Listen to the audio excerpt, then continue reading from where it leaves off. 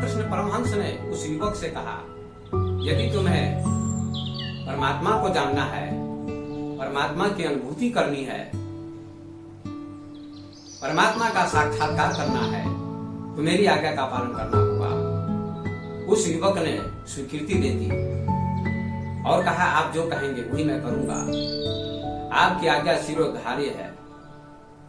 रामकृष्ण परमहंस उस युवक को, उस मुमुक्षु को नदी के तट पर ले गए और उन्होंने कहा, पहले तुम डुबकी लगाओ, पहले तुम स्नान करो, उसके बाद मैं स्नान करूंगा। उस युवक ने आश्चर्य प्रकट किया कि परमहंस देव, मैंने आपसे पूछा था कि ईश्वर का साक्षात्कार कैसे होगा, ईश्वर की अनुभूति कैसे होगी, आत्मा की अनुभूति कैसे होगी, लेकिन आप तो स्नान की बात कर रहे हैं। ईश्वर के प्रश्न से और स्नान से क्या संबंध है? तो रामकृष्ण परमहंस ने उस युवक से कहा, जो मैं कहता हूं वो करो, तर्क मत करो। यही तो जिज्ञासु की पहचान है, यही तो जिज्ञासु का लक्षण है, यही तो मुमुक्षु की पहचान है। जो तर्क करता है वो कभी भी गुरु की कृपा प्राप्त नहीं कर सकता, क्योंकि तर्क बुद्धि में होता है, तर्क मस्तिष्क में होता है, हृदय में तर्क नहीं होता है, हृदय में समर्पण होता है।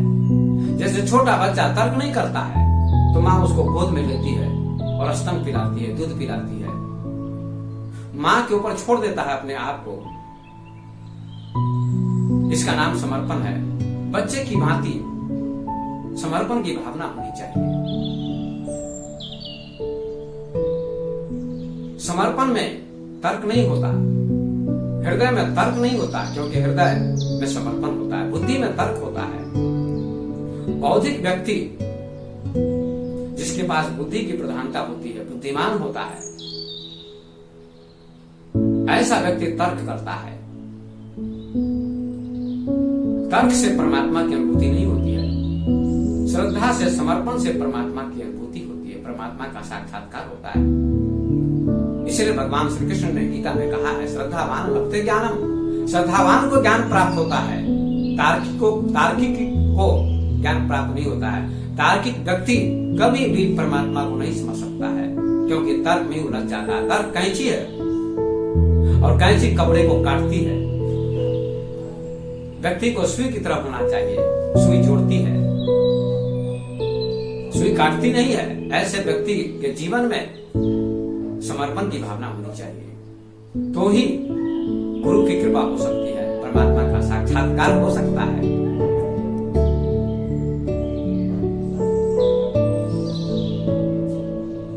इसलिए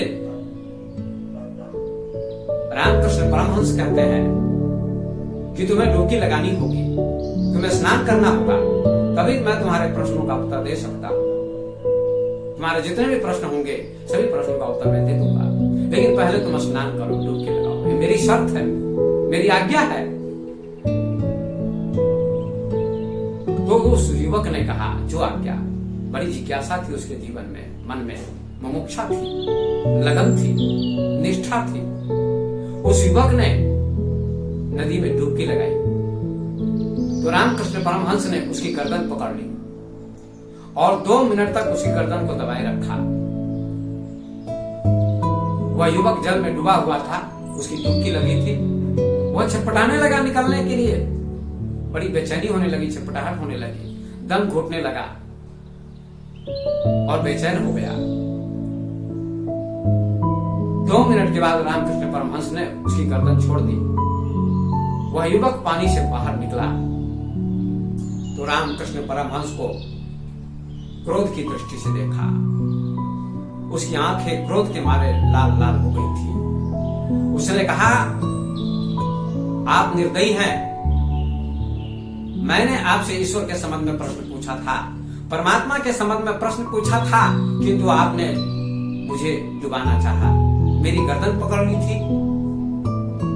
क्या यही संतों की पहचान होती है? यही ज्ञानियों की पहचान होती है? क्रोध के मारे आग बबूला हो रहा था वह युवक। रामकृष्ण परमहंस ने हंसते हुए कहा, बेटा इतना क्रोध मत करो। जब मैंने तेरी गर्दन पकड़ी थी 2 मिनट तक और तुम जल में डूबे हुए थे, उस समय तुम्हारी क्या इच्छा हो रही थी? इसका उत्तर दो, बोलो। तो उस युवक ने कहा कि मेरी इच्छा हो रही थी मैं कब पानी से निकलूं। मैं छटपटा रहा था, दम घुट रहा था, सांस लेना कठिन हो चुका था, बड़ी बेचैनी थी, बड़ी छटपटाहट थी, मैं निकलना चाहता था, लेकिन आपने मेरी गर्दन पकड़ ली थी। ऐसा आपने क्यों किया? रामकृष्ण परमहंस ने कहा, बेटा तुम परमात्मा को पाना चाहते हो, ईश्वर को जानना चाहते हो, सत्य की अनुभूति करना चाहते हो, लेकिन तुम घबरा गए। अरे मैंने तेरी परीक्षा की है। जितनी छटपटाहट तुम्हारी निकलने की हो रही थी पानी से, तुम्हारा दम घुट रहा था, तुम बेचैन हो रहे थे बाहर निकलने के लिए, ऐसी छटपटाहट, ऐसी निष्ठा, ऐसी लगन, ऐसी मुमुक्षा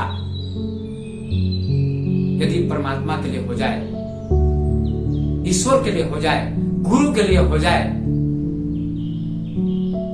तो तत्क्षण तुम्हें परमात्मा की अनुभूति हो सकती है। एक क्षण में तुम्हें परमात्मा का अनुभव हो सकता है। जैसे अंधेरा है और बल्ब जल जाए तो अंधेरा एक क्षण में मिट जाता है। ऐसे ही जब गुरु के लिए, परमात्मा के लिए, ज्ञान के लिए मन में छटपटाहट होती है, ऐसी जिज्ञासा होती है, ऐसी मुमुक्षा होती है, तो एक क्षण में उसको परमात्मा का ज्ञान हो सकता है, एक क्षण में गुरु की कृपा हो सकती है, समय नहीं लगेगा। इसलिए बेटा मैंने तेरी परीक्षा की है, लेकिन तुम तो आत्मभूला हो गए हम पर। उस युवक ने रामकृष्ण परमहंस के चरणों में प्रणाम किया और कहा, परमहंस देव हमसे गलती हो गई, भूल हो गई, क्षमा करें। मैं आपके संकेत को समझ न सका, आपने सही किया था। रामकृष्ण परमहंस ने कहा, अब तुम सफल हो गए। ऐसी जिज्ञासा, ऐसी छटपटाहट, ऐसी बेचैनी परमात्मा के लिए होनी चाहिए, ज्ञान के लिए होनी चाहिए, गुरु के लिए होनी चाहिए, तो परमात्मा की अनुभूति हो जाती है। इसी प्रकार से अष्टावक्र ने जनक को उपदेश किया, क्रांतिकारी घोषणा की कि हे जनक, यदि देहं प्रतिकृत्य चिति विश्राम तिष्ठसि अधुनैव सुखी शांतो बंध मुक्तो भविष्यसि। यदि तुम आत्मा को शरीर से पृथक समझो, अपने को चैतन्य समझो और चैतन्य में विश्राम करो, तो तुम अभी ही सुखी हो जाओगे, अभी ही बंधन से मुक्त हो जाओगे। समय नहीं लगेगा, देर नहीं लगेगी, विलंब नहीं होगा।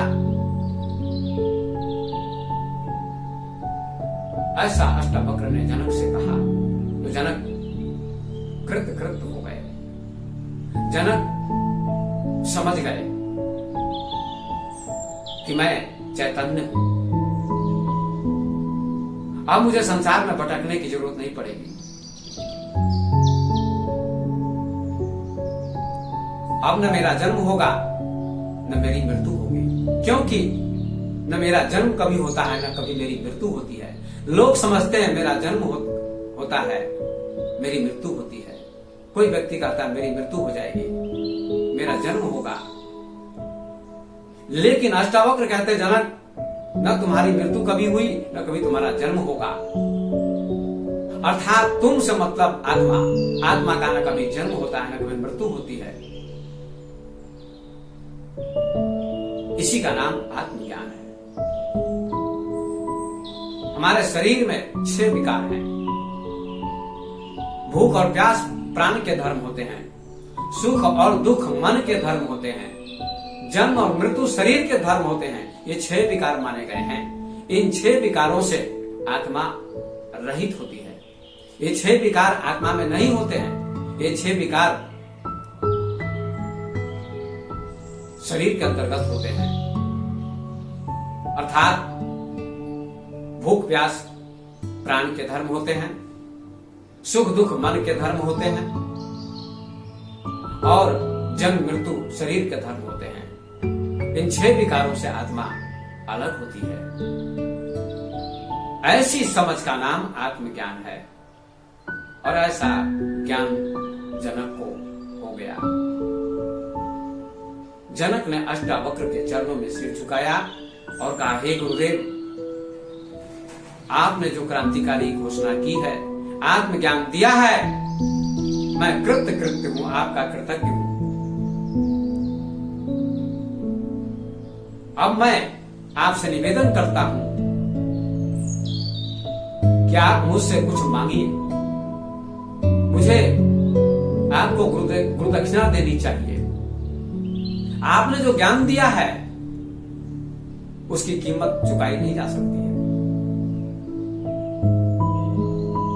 लेकिन फिर भी मैं अपनी समझ से आपको कुछ देना चाहता हूं। ये शिष्य का कर्तव्य होता है कि गुरु से जो ज्ञान प्राप्त करता है, गुरु से जो ज्ञान मिलता है शिष्य को, उसके लिए शिष्य को कृतज्ञ होना चाहिए, आभारी होना चाहिए और गुरु के चरणों में निवेदन करना चाहिए कि मैं आपकी क्या सेवा करूं।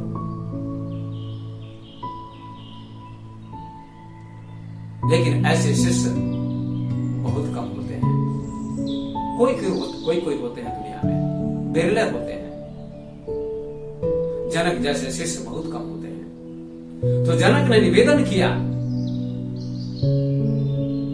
जनक ने धन के संबंध में नहीं पूछा, पुत्र के संबंध में नहीं पूछा, पदार्थ की मांग नहीं की। जनक ने आत्मज्ञान के संबंध में पूछा, कैसे होगा ज्ञान, कैसे होगा वैराग्य, कैसे मिलेगी मुक्ति। ये सम्यक प्रश्न थे जनक के। ऐसे प्रश्न पूछने वाले साधक होते हैं, जिज्ञासु होते हैं, मुमुक्षु होते हैं, शिष्य होते हैं। लेकिन जो संत के पास जाते हैं, ज्ञानी के पास जाते हैं, बुद्ध पुरुष के पास जाते हैं, धन के लिए, पदार्थ के लिए, वस्तुओं की मांग के लिए, ऐसे लोग मूर्ख होते हैं।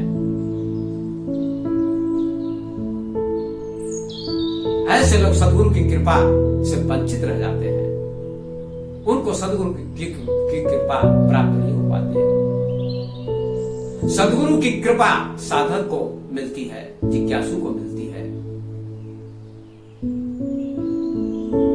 तो जनक कहते हैं, हे गुरुदेव, आपको मैं गुरु दक्षिणा देना चाहता हूं। आप मांग करें, आप आदेश दें। मांग नहीं करें बल्कि आदेश दें, आज्ञा करें। मैं आपकी क्या सेवा करूं? अष्टावक्र कहते हैं, हे राजन, तुमने आत्मज्ञान प्राप्त किया और तुम कुछ देना चाहते हो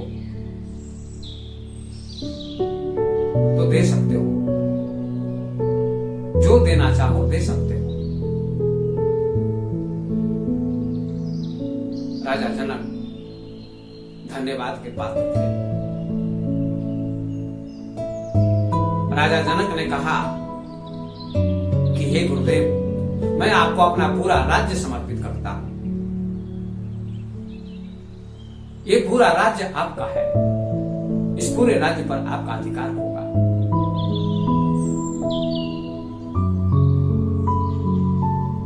अष्टावक्र कहते हैं, हे जनक, ये राज्य तुम्हारा नहीं है।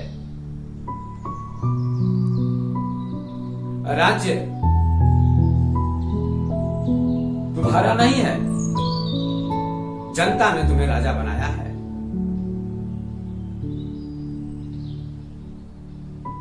इसलिए राज्य पर तुम्हारा अकेला अधिकार नहीं है।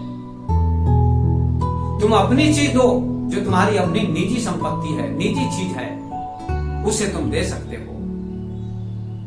ये चिंतन का विषय है कि अपनी निजी चीज क्या होती है व्यक्ति के पास। राजा जनक ने कहा, आप ठीक कहते हैं, राज्य मेरा नहीं, ये जनता का दिया हुआ है। तो मेरा भवन तो है, भवन पर मेरा तो अधिकार है। ये भवन, ये मकान मैं आपको समर्पित करता हूं, इसे स्वीकार कीजिए। अष्टावक्र कहते हैं, हे राजन, ये भवन भी तुम्हारा नहीं है। इस भवन पर तुम्हारा अकेला अधिकार नहीं है, इसके बहुत से हिस्सेदार हैं, इस पर बहुत से लोगों का अधिकार है। तुम्हारे भाइयों का, तुम्हारे पुत्रों का, तुम्हारी पत्नी का, सबका हिस्सा है, सबका अधिकार है। इसलिए भवन भी तुम्हारा नहीं है।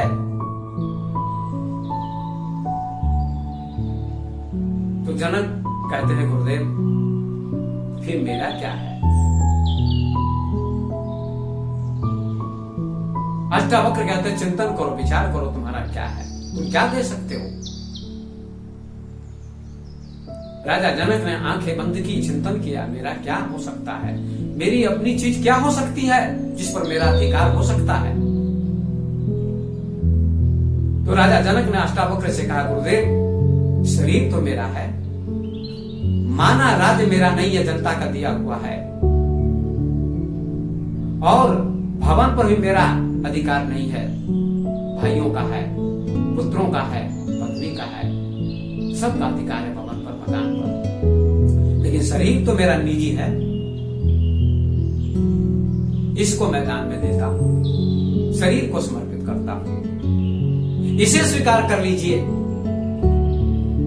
अष्टावक्र कहते हैं, वाह जनक, वाह, तुम धन्य हो। ऐसे शिष्य दुनिया में विरले होंगे। धरती पर तुम्हारा सम्मान होगा, तुम्हारी प्रतिष्ठा होगी। ऐसा दानी इस संसार में कोई कोई होगा जो अपने शरीर को दान करने के लिए तैयार है, शरीर को सौंपने के लिए तैयार है। राजा जनक ने कहा, गुरुदेव मेरा कुछ भी नहीं, सब कुछ आपका है। आपने ज्ञान दिया, आपने आत्मज्ञान की आंखें दी, आपने मुझे मार्ग दिखाया, सत्य का मार्ग, परमात्मा का मार्ग दिखाया। आपका मैं कृतज्ञ हूं। मेरा कुछ भी नहीं है, मेरा मुझको कुछ नहीं, जो कुछ है सो तोर, तेरा तुझको सौंपते क्या लागत है मोर। मेरा कुछ भी नहीं है। लोग कहते हैं मेरा है, तेरा है, ये अहंकार है, ये अहंकार की घोषणा है। मेरा मुझ में कुछ नहीं, जो कुछ है सो तोर, सब कुछ परमात्मा का है, सब कुछ गुरुदेव का है, सब कुछ ईश्वर का है। This life is for him, this mind is for him, this soul is for him. ये जीवन भी परमात्मा का दिया हुआ है। ये मस्तिष्क भी जो सोचने के लिए मिला है, ये भी परमात्मा का दान है, और ये आत्मा भी परमात्मा का अंश है, परमात्मा ही है।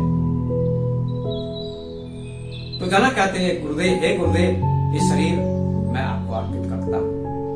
अष्टावक्र बहुत प्रसन्न होते हैं।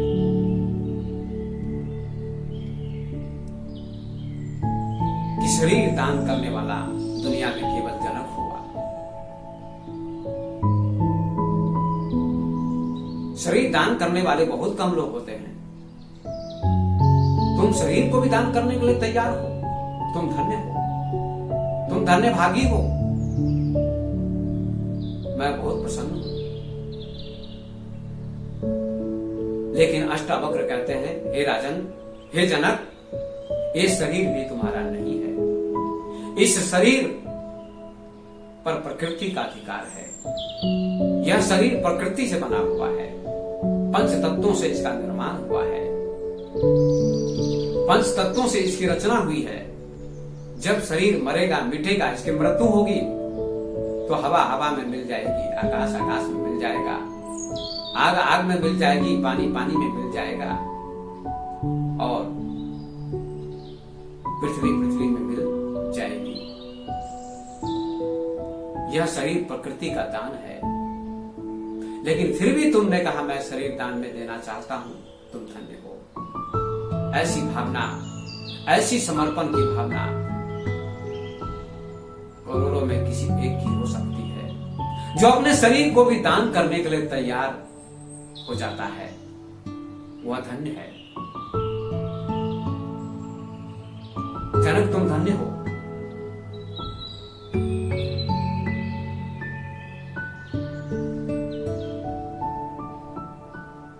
और अष्टावक्र कहते हैं जनक, तुम्हारी अपनी चीज क्या है जिस पर तुम्हारा अधिकार हो सकता है? अपनी निजी चीज मुझे दान करो, जिस पर और किसी का अधिकार नहीं हो सकता है। शरीर पर तो दूसरे का भी अधिकार हो सकता है, पति का, पुत्र का, पिता का।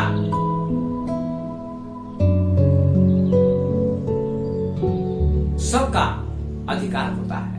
इसलिए पिता कहता मेरा पुत्र है, पिता अधिकार मानता है कि मेरा बेटा है, पति कहता मेरी पत्नी है,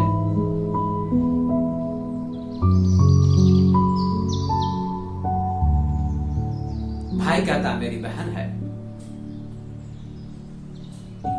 शरीर पर भी बहुत लोगों का अधिकार होता है। ऐसी चीज दो जो तुम्हारी अपनी है। जनक समझ नहीं पाते हैं, गुरुदेव अब मेरे पास क्या है जो मैं आपको दे सकता हूं? अष्टावक्र कहते एक चीज है तुम्हारे पास जो तुम दे सकते हो, वह सबके पास चीज होती है। जनक कहते आज्ञा कीजिए, मैं तुरंत दे दूंगा, अभी दे दूंगा। अष्टावक्र ने कहा जनक तुम्हारे पास मन है जो तुम दे सकते हो। मन पर किसी का अधिकार नहीं होता है। मन जिसको व्यक्ति देना चाहे उसको दे सकता है, और जब मन दे देता है तो शरीर भी दे सकता है। पत्नी पति को शरीर दे देती है, पहले तो मन देती है, उसके बाद शरीर भी अर्पण कर देती है। कोई प्रेमिका प्रेमी को अपना शरीर भी अर्पण कर देती है, या प्रेमी अपने शरीर को प्रेमिका के लिए अर्पित कर देता है। जब तक मन में समर्पण की भावना नहीं होगी तब तक न कोई वस्तु दे सकता है, न पैसे दे सकता है, न कपड़े दे सकता है, न सोना दे सकता है, न चांदी दे सकता है, न जमीन दे सकता है, न कोई चीज दे सकता है। जब मन में समर्पण का भाव आता है तो व्यक्ति